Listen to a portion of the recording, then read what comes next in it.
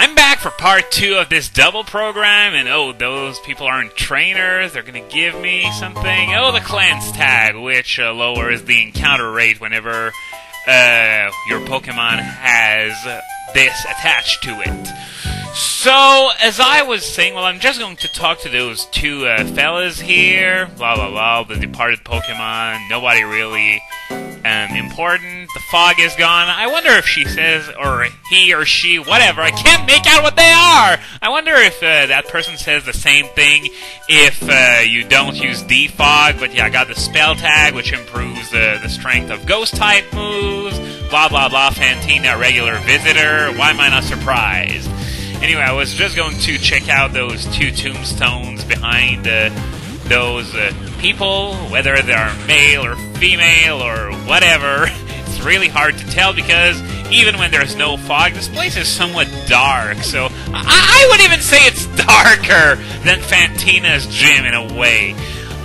But enough joking around. We're just gonna check out, is there anything interesting here? Nope. Nope. So we're gonna have to head back down the Lost Tower, I guess. Oh, you can find the wild gold bats here? Wow, I didn't know that. Well, okay, that's more experience than a zoo bat. I'm gonna take it. Anyway, at the end of the last video, I was talking about the Uber list so far, and yes, it's been reduced to its most simple expression. Any Pokemon with a base stat total above 660 does not include 660, so Q-Ramu for the time being is not Uber.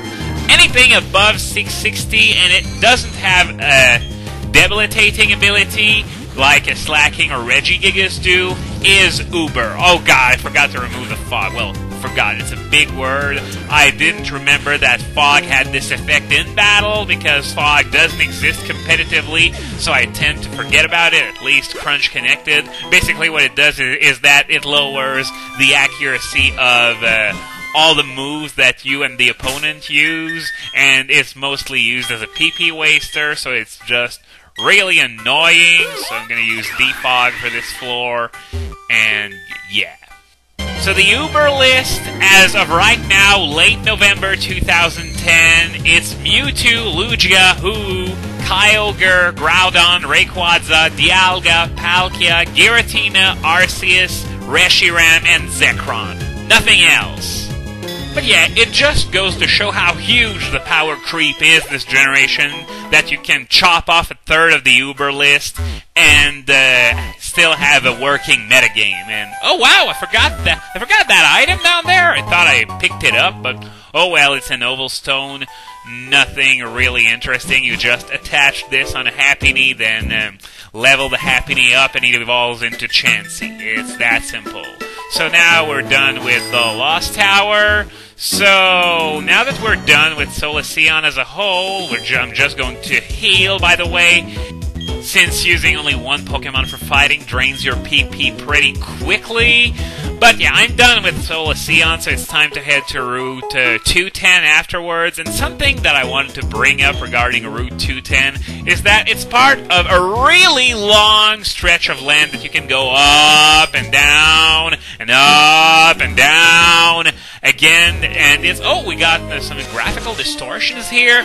Oh, I guess I'm going to have to investigate this after I'm done recording with this video. I wonder what it's caused by. Maybe the 3D plugin or something like that. If you've noticed, there was a similar graphical distortion when I entered the Ravaged path for the first time, but I just changed the 3D plugin and it solved the problem. So that's why you haven't been seeing anything since then, except for that little hiccup here.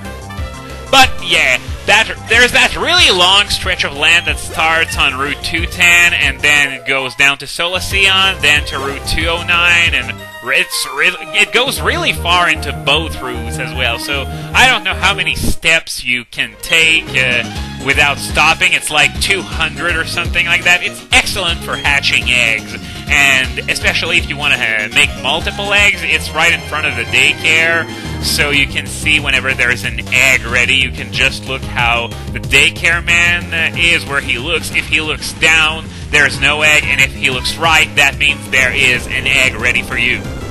And Generations 2 and 3 also had that really long stretch of land. I don't know about Black and White, though, but if there is one in Black and White, I would say that it's probably intentional. This is an intentional decision made for easier hatching of eggs. So there are berries over there. I'm just going to grab them.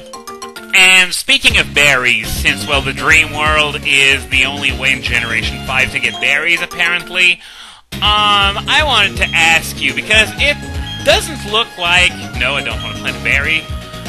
It looks like we've learned everything there is to learn about the Dream World. It has been several days since we haven't had a single update about a new move, a new Pokemon, or anything like that. So for all intents and purposes, after you got 20,000 points, you unlocked everything there was to unlock. Which sort of sucks because we barely get any Pokemon with Dream World abilities so far. And this is another one of those morning joggers, by the way, it seems. But, yeah, my question for you today, given what we know about the Dream World, how far are you willing to go to get to the good stuff, especially Poliwag and Vulpix? You feel free to answer, I'm not gonna touch the Dream World at all, because, quite frankly, it sucked. You can get some interesting stuff right off the bat, such as, for example, Harvest Execute. I'm really looking forward to trying it out because this actually sounds really, really cool. You know, you can have unlimited PP with Lepa Berries, and there are a few ways to abuse this, by the way. You can be immune to status with the Lum Berries. You can do all kinds of crazy stuff with a variety of berries. You can basically remove one of your weaknesses with those berries that cancel out weaknesses for a turn.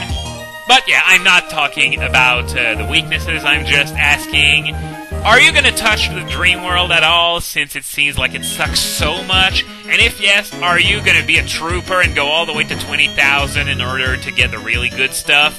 I probably won't.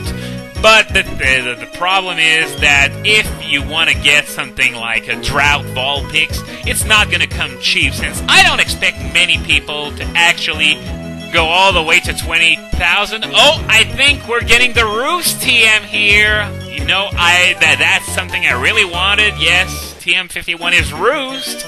And this is a good news, because that was one of my planned moves for a Togetic, so I'm going to give it to it right now. Since, well, HP recovery, I'm not going to spit on it, especially on such a sturdy Pokemon as Togekiss. So, there we go. I'm going to remove Roost, and yeah, I guess Sweet Kiss is going to be the one to go, since Confusion already isn't that interesting, and 75% accuracy, no. Just no. So, there we go. Togetic now has Roost. All it needs now is something to attack with.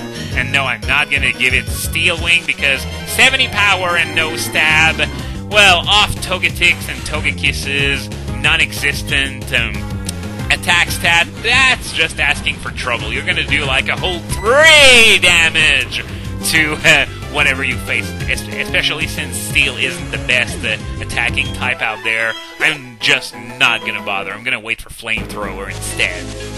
But, as I was about to say, I'm not expecting many people to go all the way to 20,000 points, so that stuff that requires 20,000 points to get is going to have very, very high value on the market.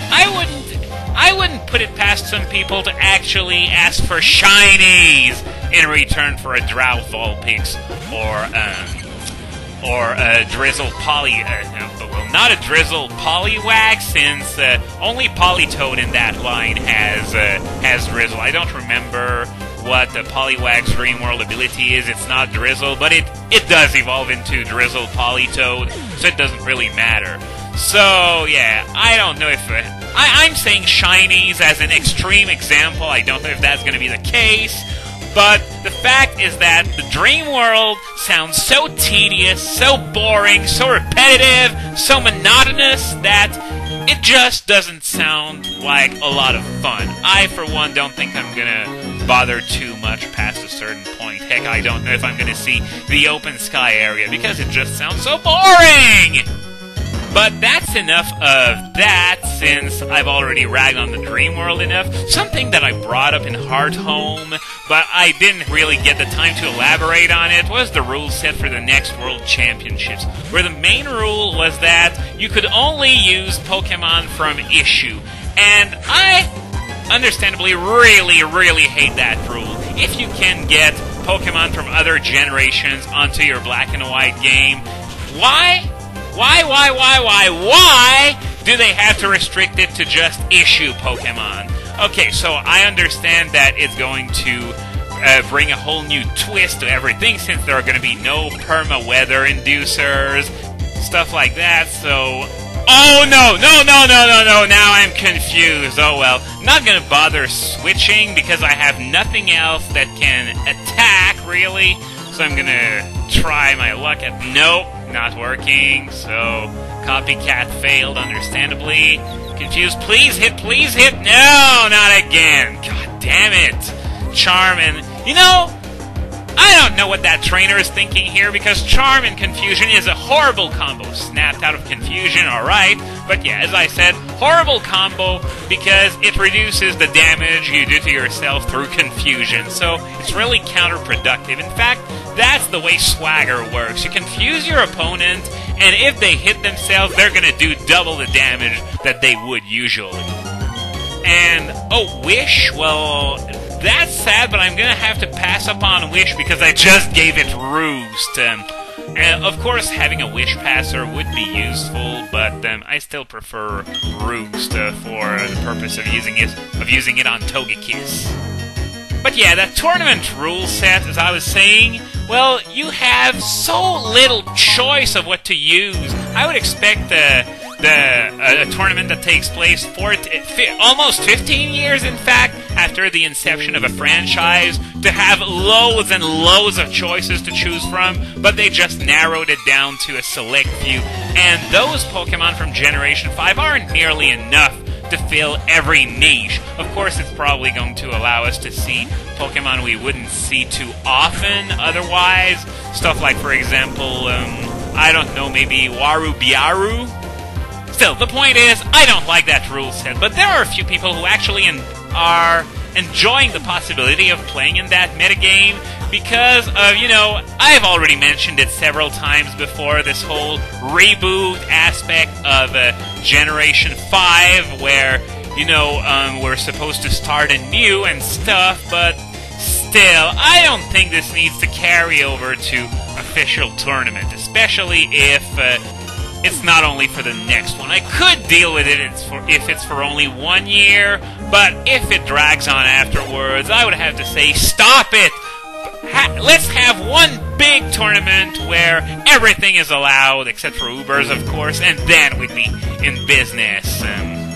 Anyway, I believe that we're coming pretty close to, yep, I think we're at it. It's the Milk Bar on Route 210, and right next to it, there's a Psyduck roadblock that prevents us from continuing to Celestic, and it's going to be there for quite a while. So let's head into the Milk Bar instead. This is a place where they sell you Moo-Moo-licious Moo-Moo Milk! Back with a vengeance from Gold, Silver, Crystal. And as you remember, Moo-Moo Milk is one of the best healing items out there. It's really cheap, $500 a bottle, and it heals 100 HP. That's amazing. Now, there are trainers in this Milk Bar, and I don't have time to deal with them right now, so it's going to wait until next time.